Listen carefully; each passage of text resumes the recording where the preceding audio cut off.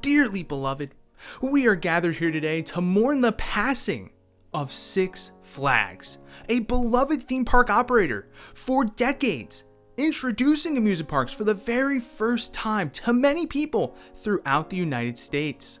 Unfortunately, those days are behind us, but we will remember all of the laughter, the screams, and all the good times had at Six Flags for many years to come. But let us not forget why we are here today. It is not because of an unforeseen set of circumstances. It is not because of old age. It is because of this man right here. That's right. The final CEO of Six Flags, Salim Bassoul, murdered in cold blood Six Flags. Yes, let him hear it, folks, because I say this without exaggeration, without hyperbole. This man single-handedly ran Six Flags into the ground. For those unaware of this man's crimes against humanity, allow me to clear things up for you. You see, Salim joined Six Flags as the new CEO pretty recently, beginning of 2022. But he didn't just come in and say, all right, I'm going to clean a couple things up here, I'm going to make a few changes here. No, he had a completely new grand strategy to completely revolutionize the way the parks operate.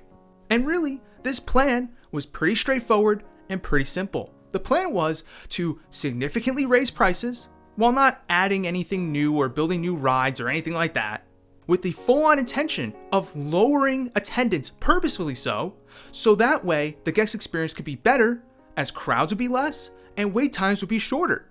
And with less guests in the park, it would mean that they would have to spend less money on operating costs, thus initiating a cost-saving measure. Sounds like a great plan, right? I mean, what could possibly go wrong?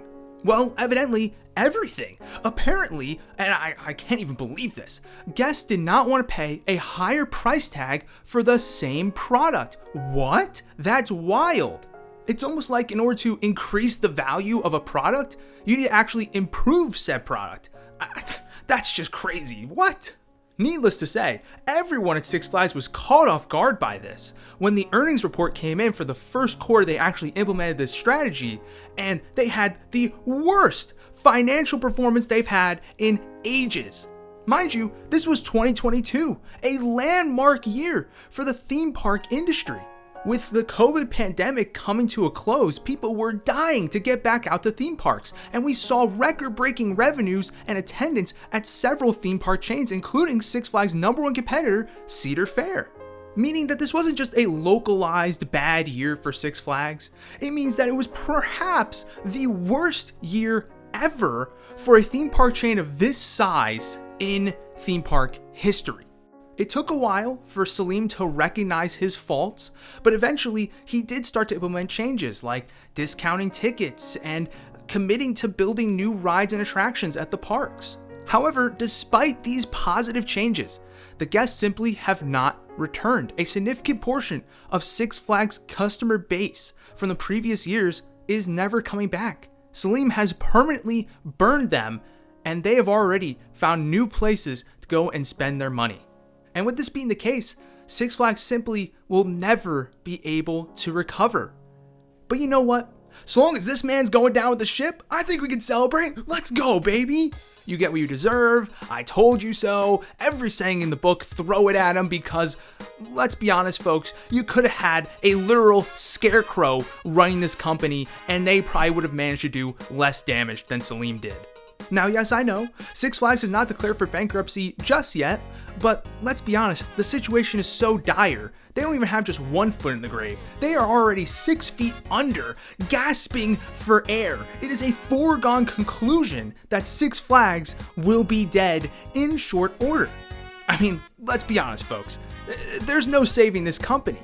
I mean, seriously, if Six Flags were to get out of this hole, it would take a miracle. Sorry, technical difficulties here, folks. Who cut the lights? What were we doing here? Oh, my eyes! What? Cedar Fair, the number one competitor of Six Flags and the owner-operator of parks such as Knott's Berry Farm and Cedar Point? What are you doing here?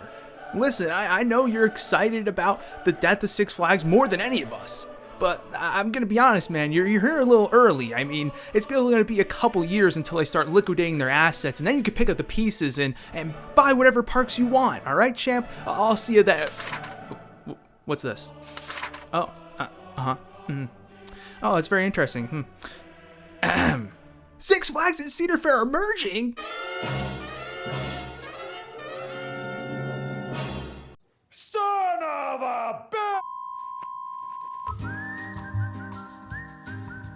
But why, Cedar Fair?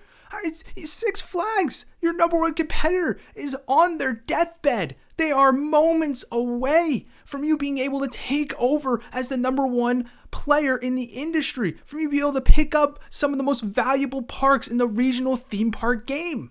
I mean, why would you save your enemy? The man you've despised since the beginning, just to keep me from winning. I want to be in the... Sorry. No, but seriously, you gotta explain why you did this. Like, come on.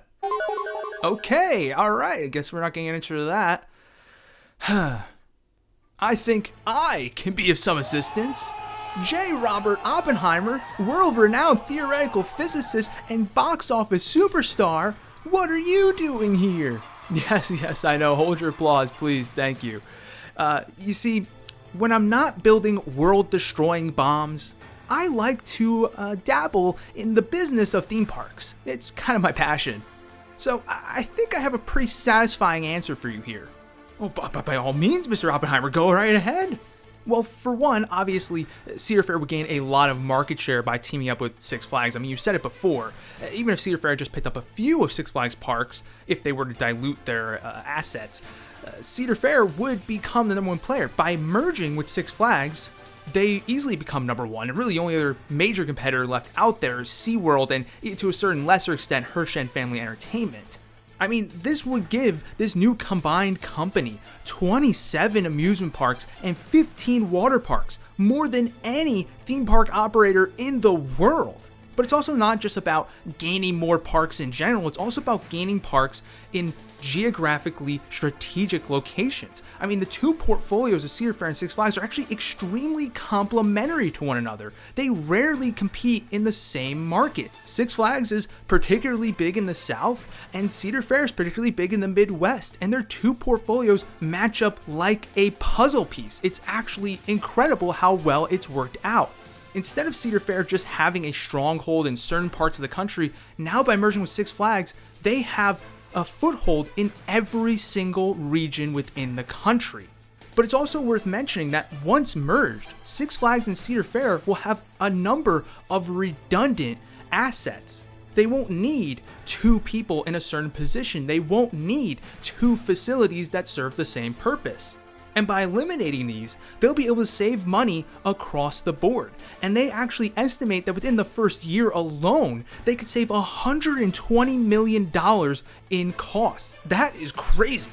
And where do you think that $120 million is going to go? It's going to go back into the parks. This merger will give both companies significantly greater cash flow, which will allow for more investments in the parks. So we could see more rides coming to the parks and higher quality rides coming to the parks, as well as new events, new shows, and the list goes on. So as you can see, obviously this merger definitely benefits Cedar Fair in a big way. That being said, it doesn't really answer your question of why this is happening now. Well, you see, Cedar Fair and Six Flags had merger discussions all the way back in 2019, but those inevitably fell through. And a big reason for that is likely because Cedar Fair was getting the short end of the stick. Now, although this was publicized as being a merger between Six Flags and Cedar Fair, really what this was Six Flags trying to acquire Cedar Fair for the sum total of $4 billion between stock and cash. Unlike this merger deal, which is a merger of equals, Cedar Fair and Six Flags are basically splitting everything down the board, from the executive leadership, from the board of directors, down to who owns the stock. It's 50% Cedar Fair, it's 50% Six Flags. Clearly, this is the deal Cedar Fair wanted to end up with if they were gonna make a partnership with somebody. They did not want to end up with the short end of the stick. And at the very least, they wanted to be equal partners in any sort of deal that happened. This attitude from Cedar Fair is evident from them turning down SeaWorld in 2022 when SeaWorld tried to straight up acquire Cedar Fair for a decent price tag. It seems that based on the consistency of these talks, that Cedar Fair was very much so interested in joining another company, but they wanted to do so on an equal playing field. And whether on purpose or not, that is a discussion for another video, Salim driving the value of Six Flags into the ground by having an awful year in 2022 and a lackluster one in 2023 opened the door for Cedar Fair to get an even deal with Six Flags and not be the lesser of a partnership. Could they have waited for Six Flags to die and pick up the pieces then? Sure, but buying those parks even at an extremely discounted value would have cost money, especially considering you're going to have real estate people in there who are trying to buy it for the land. This deal cost Cedar Fair $0. Yes, they're taking on Six Flags debt, but they didn't have to pay a dime out of pocket to get all of Six Flags portfolio under their belt. So I hope that explained everything for you. Oppenheimer 2 coming to theaters 2026. I'll see you there. And thanks for having me on Traction Ideas. I'll see you guys later. Bye. Thanks, Oppenheimer. Man, what a nice guy, and surprisingly knowledgeable about theme parks. Am I right? Dang. Also, his voice is that's a pretty nice voice, I have to say. Wow. Anyways, I think I agree with Oppenheimer. Clearly, this was a good deal for Cedar Fair. Obviously, a really good deal for Six Flags, considering they were about to die.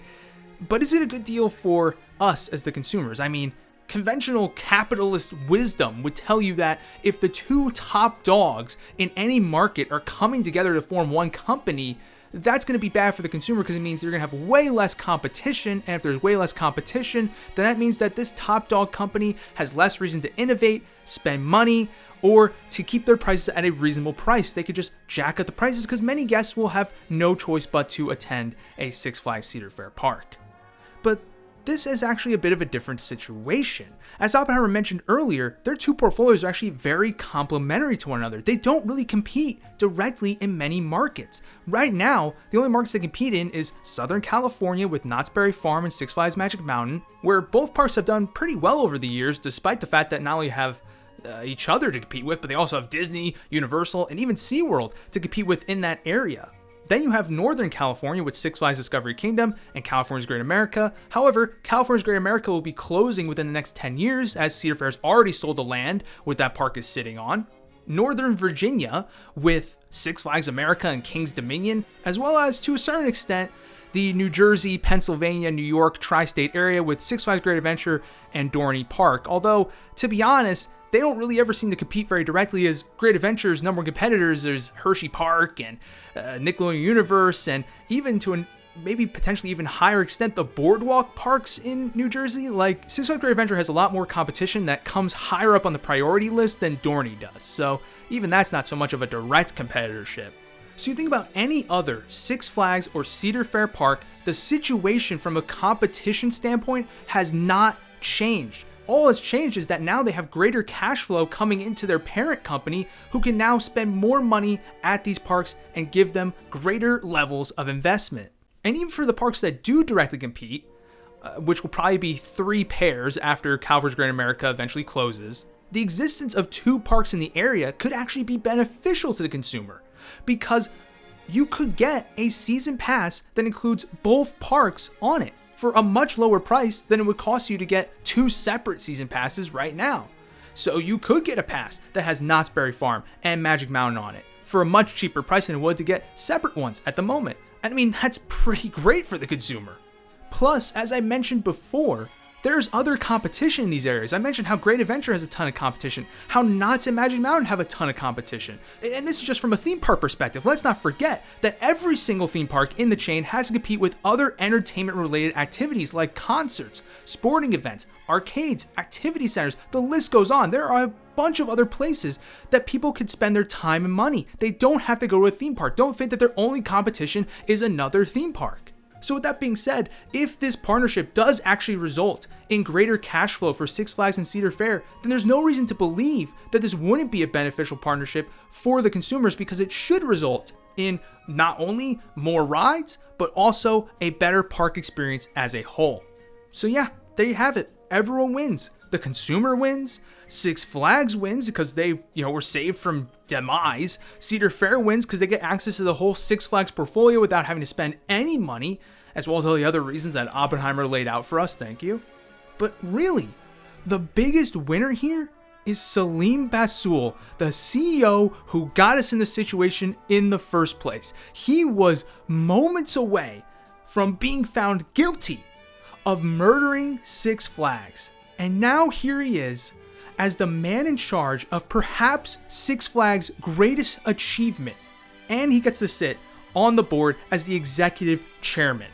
I mean, seriously, you could not write a script like this. A guy goes from absolute zero villain to hero overnight. It would be so unbelievable, so inconceivable that I would walk out of the theater halfway through. It just doesn't make sense that this is real life, this is reality, and Salim Basool has turned his legacy upside down, going from the Hall of Shame to the Hall of Fame. Wow. Huh. Well, anyways, folks, let me know what you guys think in the comments. This is the end of the chapter as far as I'm concerned when it comes to Six Flags. We'll see what happens next. If you're interested in hearing of all the failures and shortcomings of this company going forward, feel free to subscribe here. If you want to hear about all the great things they're doing, there are 10 million other channels out there that will talk about that. So go ahead and subscribe there. And anyways, I'll see you guys next time. Peace.